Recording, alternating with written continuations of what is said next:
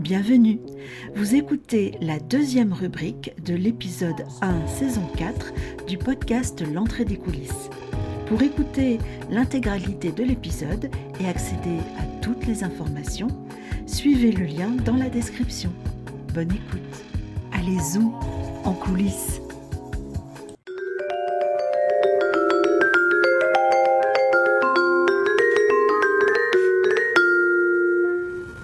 Ce podcast m'amène à faire de très belles rencontres et Diefa en fait partie. À la fois ombre et lumière, entre féminin et masculin, artiste queer, Diefa est un concentré de sensibilité, de passion et d'humour. Avec lui, j'ai plongé dans son histoire et dans ses yeux aussi. Vous allez comprendre pourquoi si vous écoutez notre échange jusqu'à la fin, et je vous le conseille parce que Diefa nous a livré beaucoup de jolies choses. Avec lui, j'ai parlé d'identité de genre, de la force d'un spectacle comme moyen d'épanouissement et aussi de la manière d'assumer sa personnalité au quotidien, notamment à travers la création. Nous avons bien sûr parlé des coulisses de son spectacle et un petit peu de son parcours. Et puis, ça mérite d'être signalé, le montage de l'interview s'est fait à 4 mains parce que Diefa a aussi participé aux nombreuses coupes et découpes de cette interview. J'avoue que j'ai eu beaucoup de mal à faire des choix et Diefa m'y a beaucoup aidé. Allez, sans tarder, je vous invite à écouter, à rencontrer vous aussi cette artiste atypique et très attachant.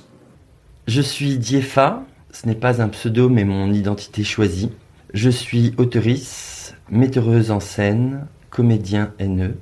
Je n'ai pas d'âge parce que je n'aime pas les étiquettes. Je me définis comme éternel. Diefa, qu'est-ce qui se passe dans les coulisses pour toi ?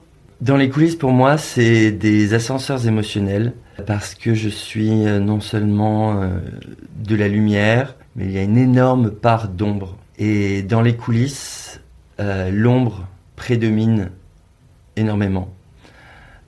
Je travaille beaucoup pour gérer et trouver la balance entre l'ombre et la lumière. J'y arrive de plus en plus, mais l'ombre est très présente. Alors Diefa, moi je t'ai rencontré d'abord via Instagram et je dois avouer que ça m'a intriguée et que ça m'a touchée. J'ai trouvé qu'il y avait beaucoup d'émotions et beaucoup de sensibilité sous une apparence de paillettes. Et en préparant notre rencontre, j'ai fouillé un petit peu partout à la recherche d'infos et je dois avouer que c'est bien la première fois que j'ai trouvé aussi peu de choses sur un invité. Mais j'ai quand même fini par trouver. Ce que j'ai trouvé en fait a complètement chamboulé toute ma préparation. Je suis allée assister à la première représentation de ton spectacle « Comment épanouir la diva en soi en respectant les innocents ».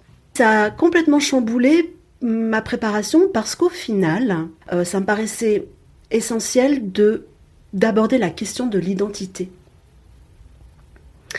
Diefa, comment tu te situes entre les deux extrêmes, la masculinité d'un côté et la féminité de l'autre ?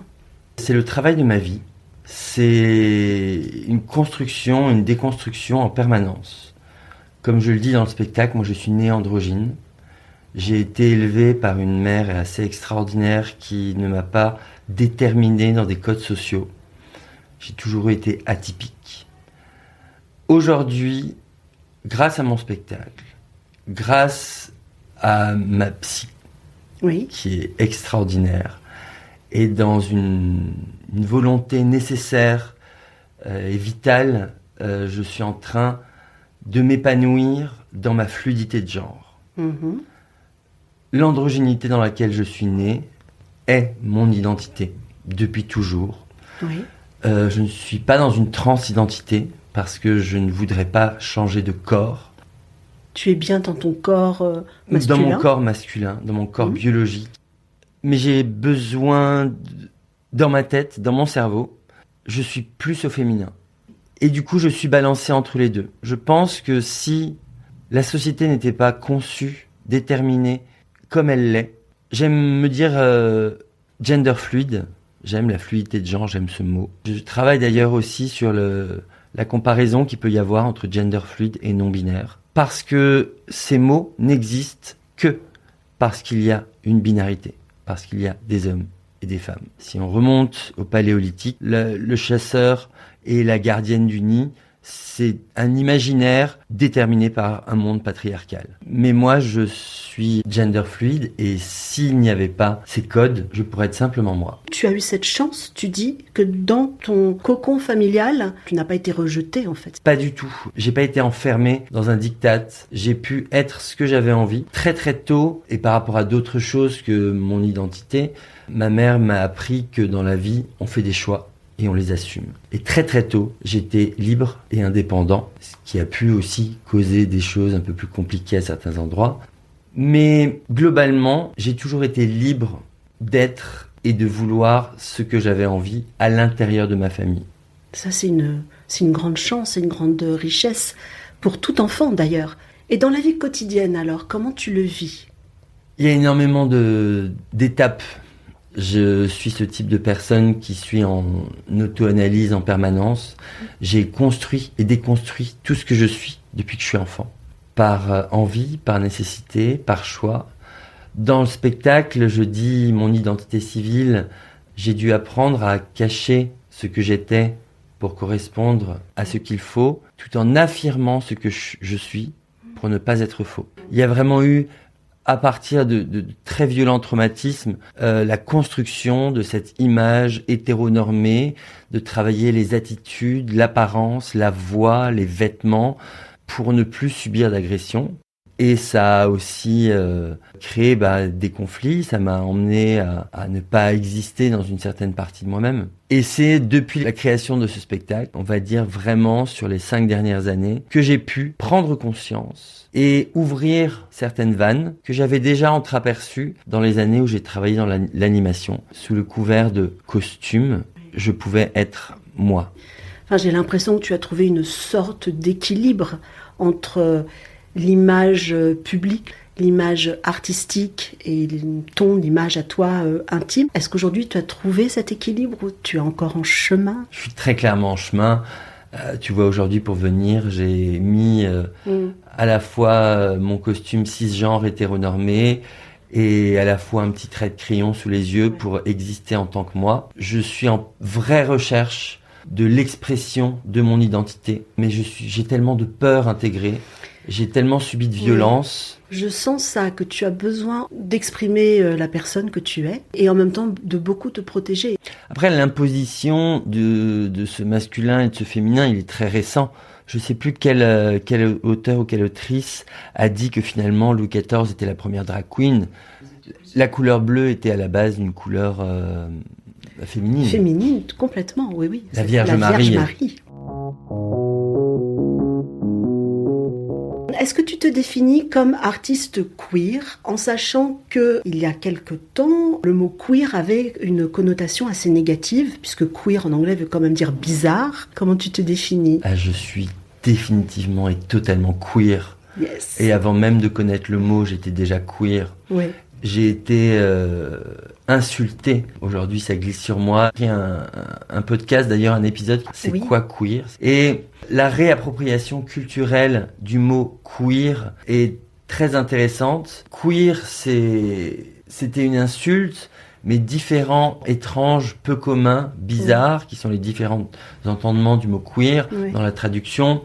Être différent, c'est être singulier. Ce que je dis dans un texte récent, c'est singulier, ça évoque les auteurs, les philosophes, les Lumières. Quand on dit différent, on sous-entend plutôt qu'on n'est pas éclairé à tous les étages. Donc le mot queer, et dans sa réappropriation culturelle, me correspond à 100%. Si je peux me permettre d'ajouter, il y a en français la réappropriation du mot PD par la communauté gay. Et je ne m'identifie pas du tout à cette réappropriation. puisque l'étymologie du mot PD n'est pas du tout différent ou peu commun. On est sur des rapports de maître et d'élève, et on est sur des rapports très malsains. Du coup, l'origine du mot PD ne me convient pas. À plus forte raison que, en tout cas sur les dernières dizaines d'années, l'expression un peu commune et populaire, c'est « je suis pas un PD ». Je peux boire autant, je suis pas un PD.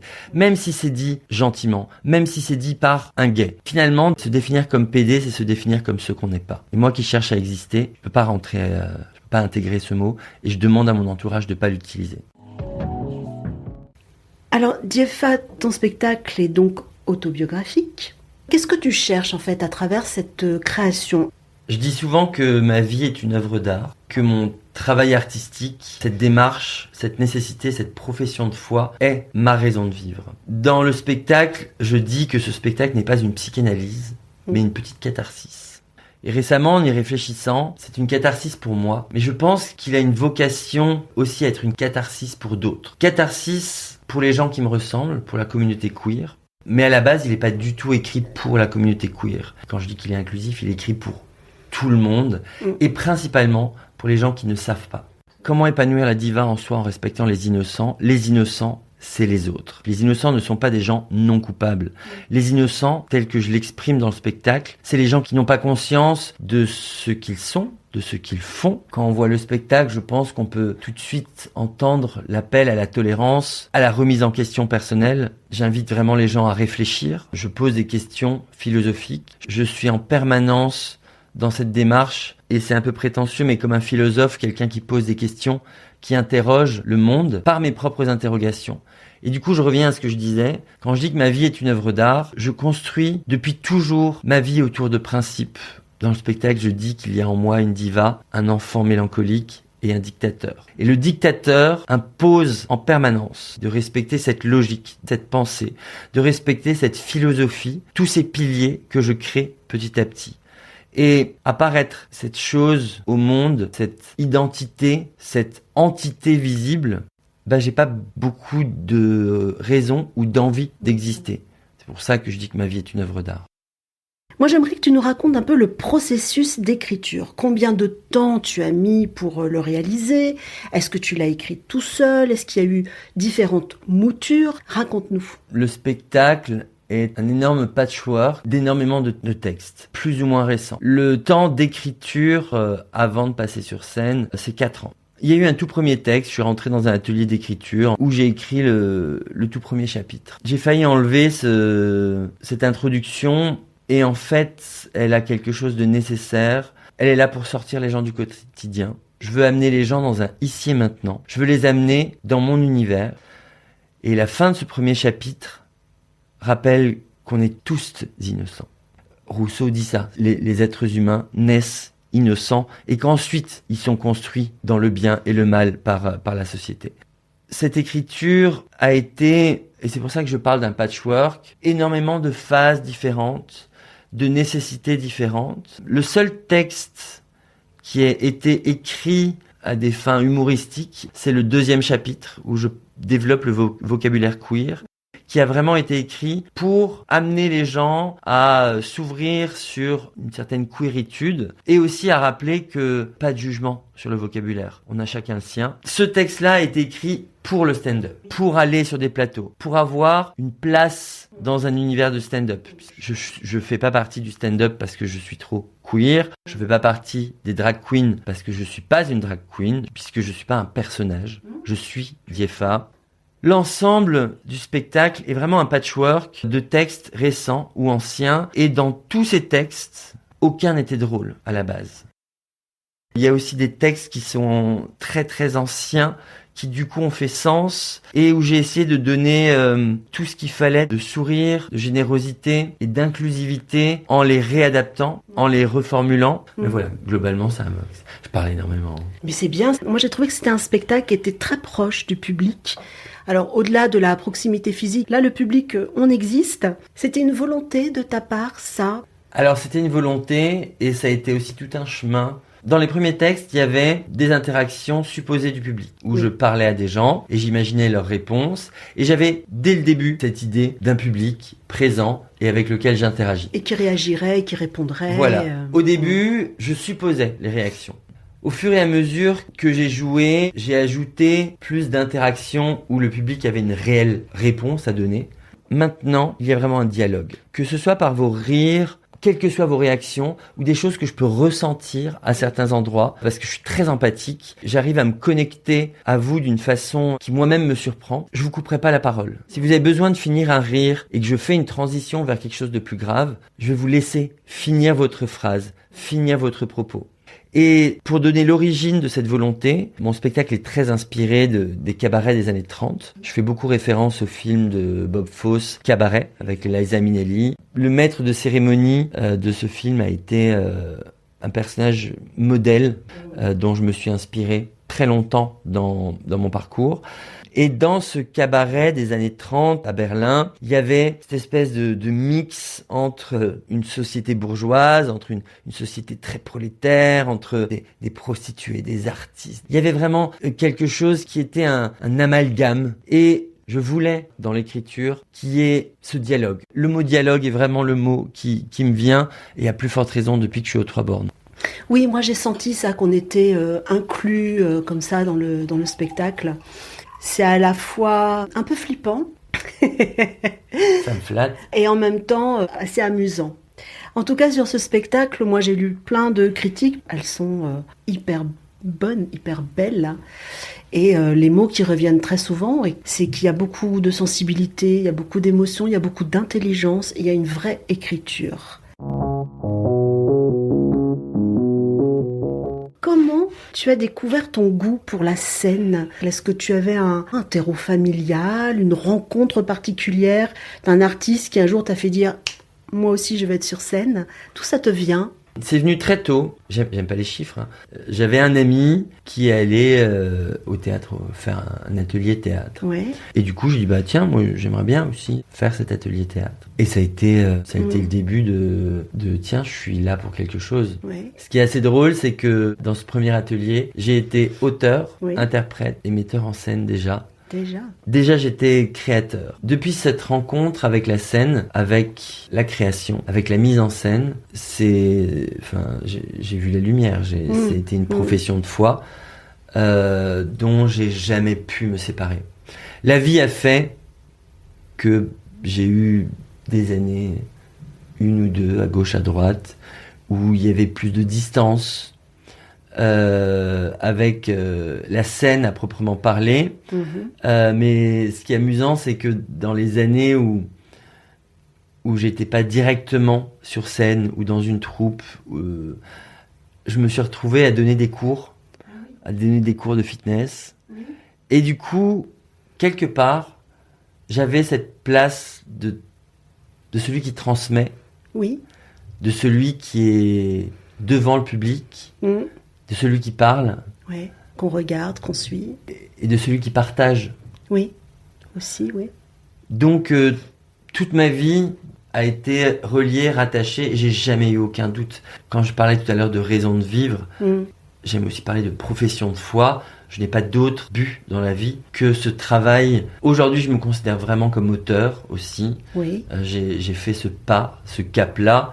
Non seulement parce que j'ai de très bons retours sur ce que j'écris, j'ai pas assez de confiance en moi pour avoir l'arrogance de me définir comme ça, mais aujourd'hui ça y est, je me définis comme auteur parce que mon entourage, parce que mon spectacle qui est très écrit, parce que si on me sollicite pour écrire pour d'autres, que ce soit pour des spectacles, que ce soit pour des lettres de motivation, je suis jusqu'à aller écrire une oraison funèbre pour quelqu'un. Ah oui, donc, ça va quand même jusque là. On va loin dans l'écriture. Oui. on y va. Et récemment, avec un spectacle où je suis co-auteur de Lucie Chauchois, le quasi-concert ou la presque comédie musicale. D'ailleurs, j'écris que pour des spectacles qui ont des titres trop longs. Oui, c'est vrai, j'ai remarqué. Le quasi-concert ou la presque comédie musicale. Il faudrait faire un petit peu plus court, ça prend beaucoup trop de place sur les affiches. C'est compliqué. Enfin, il faudrait. Ça sera ta prochaine étape. Il faut et le combat de ma vie. Mais du coup, ces 2 spectacles sont inscrits à la SACD, donc la Société des auteurs. Et il n'y a pas si longtemps, j'ai reçu ma carte de la SACD. Et le même jour, j'ai reçu le premier versement de la SACD. Et bon, je suis quelqu'un qui suit guimauve, j'ai la larme facile.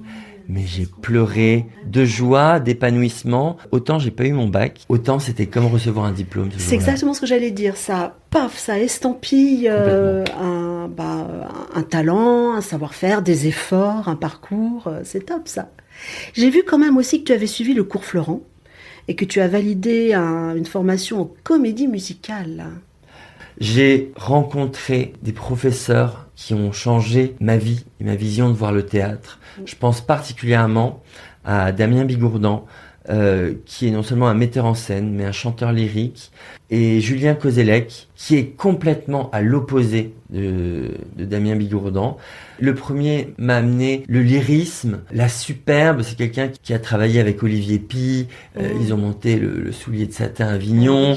On a travaillé sur justement d'Olivier Py, Au monde comme n'y étant pas, qui est d'ailleurs une phrase que j'utilise beaucoup avec ma psy. Et de l'autre côté, Julien Kozelek, qui était quelqu'un qui nous interdisait d'utiliser le mot personnage, qui était quelqu'un de dur et de froid, mais brillantissime dans cette façon dictatoriale de nous demander d'être. Oui. Et ça, c'était fantastique. Et ces 2 personnes ont changé ma vie artistique. Pourquoi la comédie musicale ? Déjà parce que chanter est nécessaire pour moi. C'est quelque chose que j'ai toujours fait, que je voudrais faire encore plus. J'ai énormément de mal à m'assumer. Je dis souvent que je chante pas mal, mais que je suis pas chanteur. De la même façon que je dis je danse, mais je suis pas danseur. J'ai fait de la comédie musicale parce que je voulais développer ces arts-là. J'ai beaucoup chanté, et encore aujourd'hui d'ailleurs, je chante beaucoup chez moi. J'inaugure avec toi une formule toute nouvelle pour le podcast. C'est les questions des auditeurs et des auditrices du podcast. Alors, moi, j'en ai sélectionné 2. Et donc, je vais te les poser pour elles. La première question, c'est celle de Constance. Alors, il faut savoir que Constance a déjà participé au podcast de l'entrée des coulisses et elle te suit sur les réseaux sociaux. Elle t'aime beaucoup et donc, de sa part, je t'envoie tous ses bonjours et ses bisous. Voilà. De la part de Constance Rakowski. Ah oui, c'est quelqu'un qui me suit beaucoup. Voilà. Oui, Constance, quand elle aime, elle aime. Je la vois passer elle met le paquet. Suit mes stories. Exactement. Like. Merci Constance. Voilà, elle est adorable Constance. Et Constance donc te pose une question auquel tu as un petit peu répondu, mais le deal c'est que c'était de te poser sa question, donc je te la pose. Diefa, quel a été le déclic qui t'a donné envie de faire du seul en scène ? Alors, j'ai pas vraiment répondu à cette question. En fait. Tant mieux. Parce que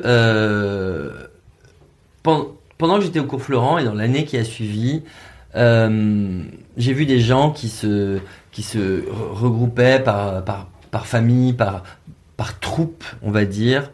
Et j'ai pas su rentrer ou bon, après c'est aussi ma nature très solitaire mais j'ai fait des castings, j'ai fait des auditions et je ne correspondais jamais. Je suis trop grand, trop petit, trop masculin, trop féminin, je suis quelqu'un de trop, au sens large. Et c'est vrai. Et en fait, j'ai décidé que j'allais créer mon travail. Et finalement, dans cette décision, et aujourd'hui, quand je regarde toute mon histoire et mon parcours, je me demande presque pourquoi ça n'a pas été évident dès le premier instant que je suis une créatrice. Oui. Je suis quelqu'un qui a besoin de créer, qui a besoin inventer des mots, des phrases, des mondes, des univers, aussi bien pour moi que pour d'autres. Même la mise en scène, j'aime oublier totalement qui je suis, mon point de vue et mon existence pour absorber, ressentir quelqu'un d'autre et tout d'un coup le sublimer, la sublimer. Je suis je suis cette créatrice et quelque part j'ai presque pas le choix. J'espère qu'un jour, dans mon évolution et parce que j'ai foi en mon travail et je pense que ça va avancer, j'espère qu'un jour des gens m'inviteront à rentrer dans leur projet parce que ce serait sympa d'être moins seul de temps en temps. Donc peut-être pour un prochain spectacle éventuellement. Je suis en coécriture en ce moment d'un spectacle qui devrait être un 2 en scène. Ah bah voilà. Donc suspense. Je peux pas en dire plus parce qu'on est vraiment en un état très très... Il faut pas en dire plus, on en reparlera éventuellement plus tard. Voilà pour ta réponse, Constance. Merci en tout cas pour ta question. Deuxième question, alors là qui pour moi c'est plus mystérieux parce que c'est une personne que je ne connais pas. Je crois que ça doit être une Isabelle qui tient une page Instagram et qui est aussi un podcast qui s'appelle Acte 3, scène 2, qui dit qu'elle t'a connu il y a très longtemps. Et elle te pose cette question.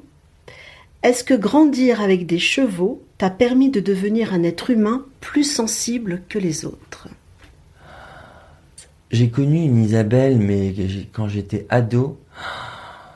Si elle me suit sur ma page Facebook, etc., qu'elle m'envoie un message. Enfin voilà, si elle écoute le podcast, qu'elle m'envoie un message. On fera la mise en relation. Oui, je serais très très curieux de savoir qui est cette Isabelle. Est-ce que je pourrais pas dire ça. Je pourrais pas dire ça, mais je sais pas.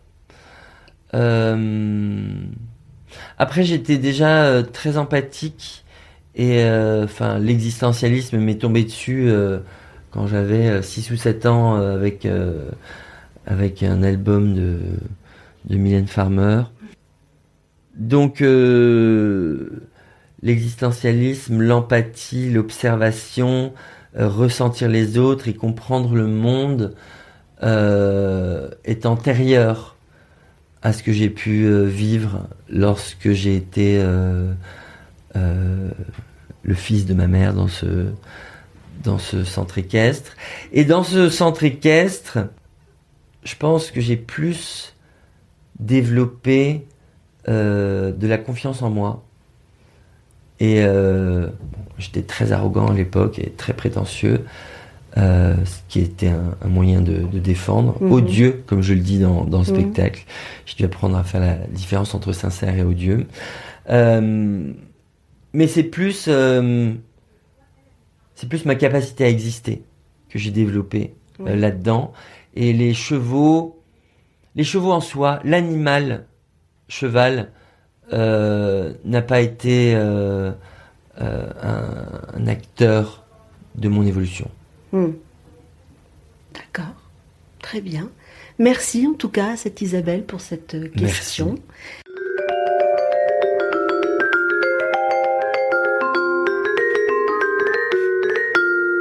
Alors Diéfa, on arrive au bout de cette interview. Je voudrais vraiment te remercier pour le temps que tu m'as accordé. Je voudrais aussi te remercier pour cette formule complètement inédite pour moi et qui est en même temps un peu impressionnante aussi pour moi parce qu'on voit mes coulisses à moi, on voit que je prends mes notes, que je griffouille des trucs, voilà. Impressionnante aussi parce qu'en fait, dans ce petit studio, on est assez les yeux dans les yeux. Enfin, moi, ça me dérange pas de plonger dans les yeux des gens, mais ça peut être intimidant.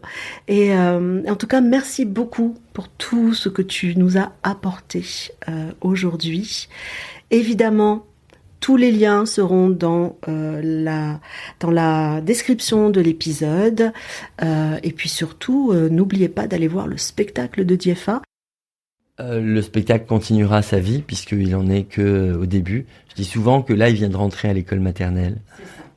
Si je peux me permettre, je te remercie 1000 fois aussi de m'avoir accordé ce temps de parole.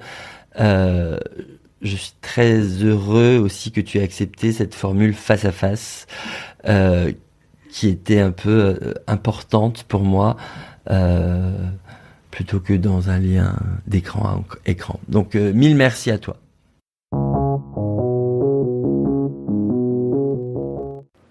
Je ne peux que vous conseiller d'aller voir le spectacle de Dieffa.